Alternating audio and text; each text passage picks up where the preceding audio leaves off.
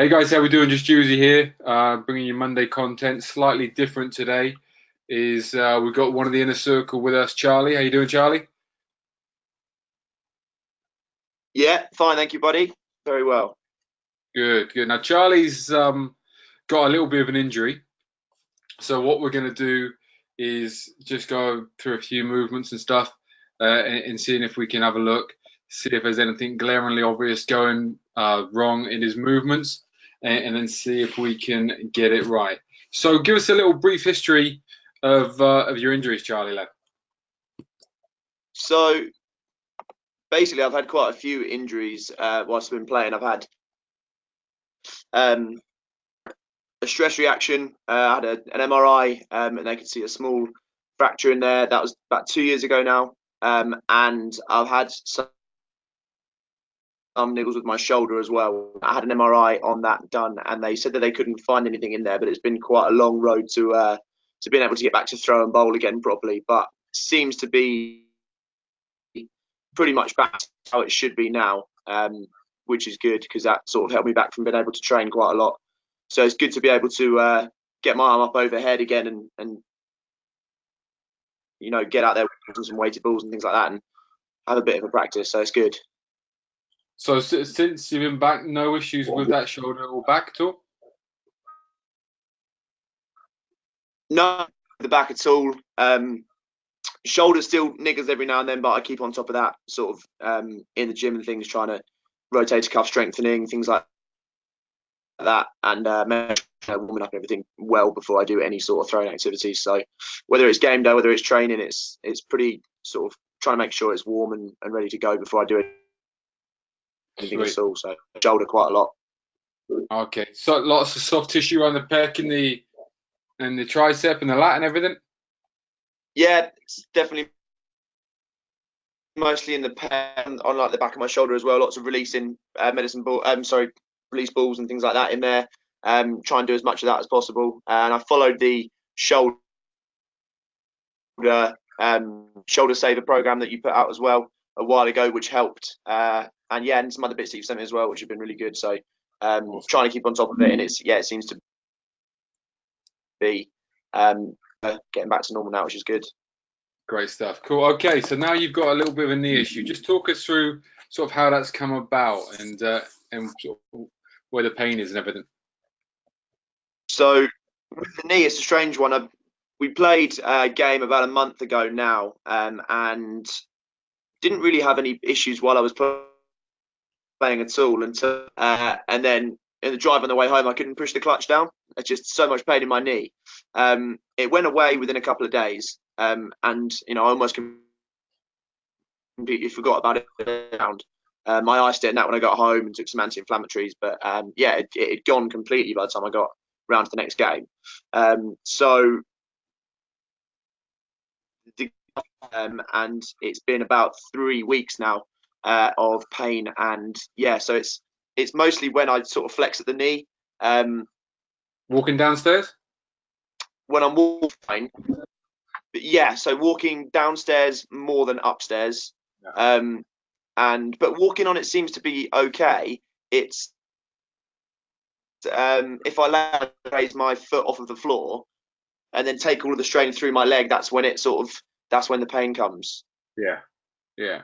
It sounds like classic jumper's knee is what they call it. It's like they say tendonitis, and especially in eccentrics. So that's why going downstairs hurts a lot more than going Yeah, upstairs. Yeah, I've had it yeah, myself.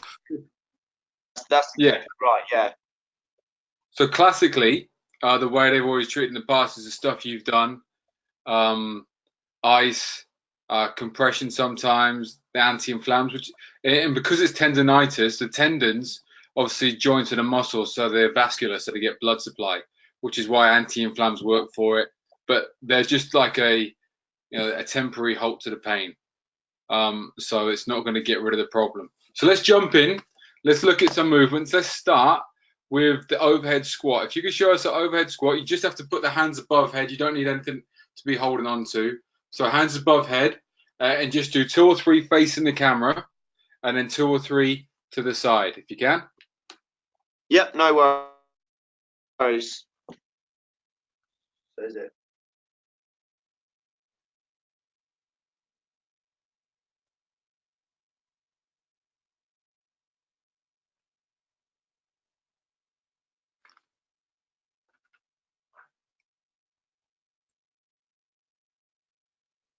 Good, and facing the side.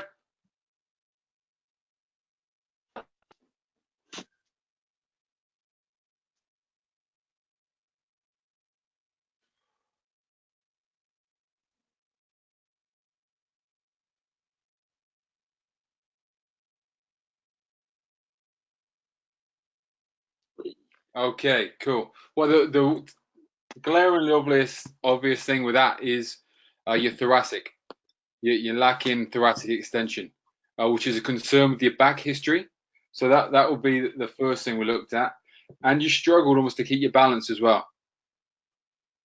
So I don't know if that's partly trying to almost take the weight out of that leg and you go down. Was there any pain doing that? Not so much pain. I mean, I can hear it creaking and making some funny noises, but it's not so much pain. When I came for the fast bowler workshop with you guys, I had really poor ankle, and to be honest, that's probably where I can feel pain more rather than in my knee. So since then, I've tried my best to gain that flexibility in there, but I think I've struggled quite a lot with that. So that has always sort of impeded my squat. Okay, So it's something I need to work on. The big thing with the ankle, especially, it's your right side, isn't it, or left side? No, left. Both left, knee and ankle. Yes, yeah. So remember the ankle. If we've not got enough mobility, then up the chain we get the problem. So that's why possibly at the knee at the moment you're getting a bit of an issue. Next one, let's do the step over test. So I haven't got the FMS equipment there, but if you just set yourself up standing, pretend you've got a bar on your back, and then just taking one leg up as if you're going to take it over a hurdle and down, and then back, and then the other side. Yeah, no worries. Go my left leg. Yeah, if you do facing forward first, and then facing that way second. Okay.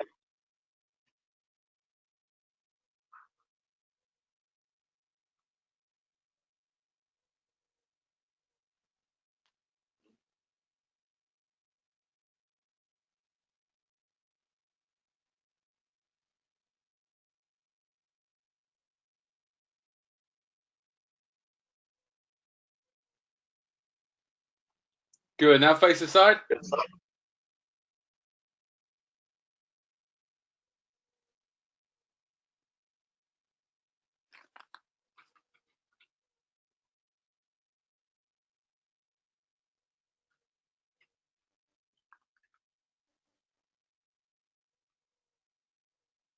Good. Okay, mate, come on back. So, first test, lacking thoracic extension, and that test, hip extension. Okay, to get one leg up and over, your other side needs to stay fairly straight and allow that hip extension, which you haven't got. So, as soon as one leg comes up, the other one's bending slightly. So, 2 bits of extension there we're missing. Next, do the inline lunge. Okay, so just take about 1.5 foot step forward and hold the feet there and go down and up twice. Swap sides, do that twice, and then do it facing the other way twice. Okay.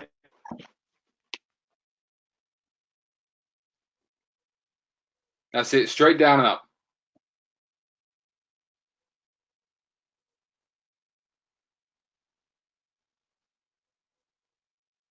Good, other side.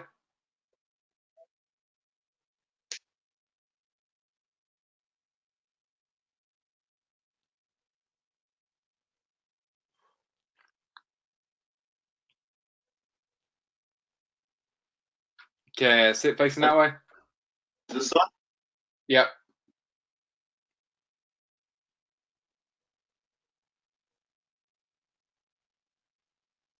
Good, other side.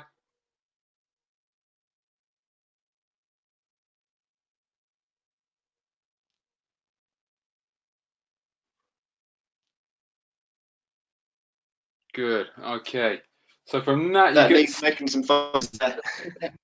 yeah. I'll bet. So again, it looks like a bit of stability's missing. Your pelvis concerns me a bit. Your left knee's wants to go valgus. Looks like you're really fighting it. Have you done any RNT lunges? No. Okay, they're going to be a big one for you. Sweet. The last test I want you to do is just lying back on your side, straight leg raise test. So just do this so you side onto the camera.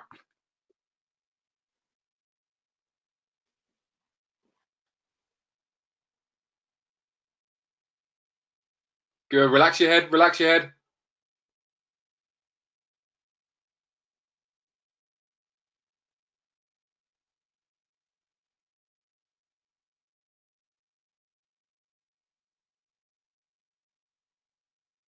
Good. Okay, and relax.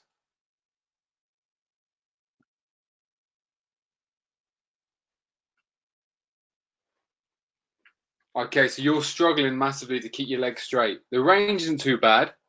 So it's telling us your core's almost working in a chain with the legs, but it's your posterior I think you're really struggling with, and your anterior is then taking a hell of a lot, and your ankles I think is not helping at all.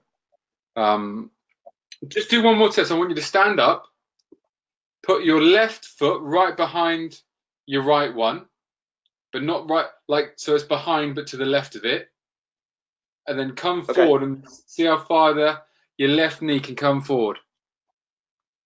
So obviously, face that way for me. That's it. Good. I just want you, how far forward, keeping your heel down, can you take that left knee? That's about as far as it'll go. Okay, bang. Yeah, and relax. Do the other side for me, just quickly, just out of interest. Just face your right.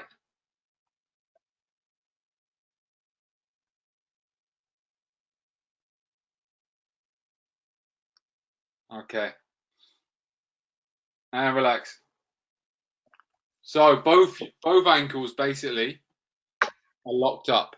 So if we were doing that test in the video we did about the weekly monitoring we do of our pros, it's got the ankle dorsiflexion test. So if you did that, I would guess you would be 5 centimeters tops, which is quite low, and it would be a red flag for us that right, we need to be on this because something's not working. If we don't sort it out, something's going to go. And with you, your knees put his hand up saying, "Help! Someone help me quick!" Because this isn't right. Yeah. So what we need to do is get a plan. Yeah. Sorry, mate. Well, yeah, when for the fast bowler day, that was one thing that was highlighted then, and I've tried to sort of address it, but it doesn't really seem to be getting any different. Doesn't seem to actually make much difference. Obviously, with the I don't know whether it's injuries that I've had in the past and things like that, whether it's sort of locked it up a bit. I don't know. I think up the chain around your trunk and pelvis isn't quite right at the moment. And so trying to fix below the chain, you might get some improvements, but then when you're not doing it and the hip and pelvis are like that all the time, that's having to compensate and get worse. So you lose mobility there, the knees take it, and then it's just a bit of a shit show at the moment. But it can be put right fairly easy. So what we'll do is put a bit of a little program together for you, a prehab program. It will involve have you been doing the primals? I have been, yeah. Lad. Okay, I want you to do the primals. I did a lot of them before this. But yeah, I have started doing them again since. Yeah, do them every day. Okay. We're going to get you one of the FMS programs as well, and then just put a few different ones together on top of that, just to get you going again. And then we will try maybe redo it in a month and see where we are. But primals every day, absolutely key. Okay. Awesome. Good stuff, mate. Right, we'll leave it there. I'll get a program over to you in the next couple of days, and in the meantime, smash on with it. If you go onto the Facebook page, searching the files FMS, there's one that was Josh Tongues. and start on his, because he had a few things very similar to you. So if you start on his Okay, mate. FMS and the primals together every day, we'll start making headway, and then we'll start feeding a few more drills into you. Okay? Very much. Sweet. Catch you later, mate. Ta-da. Nice one. See you soon, buddy. Thank you.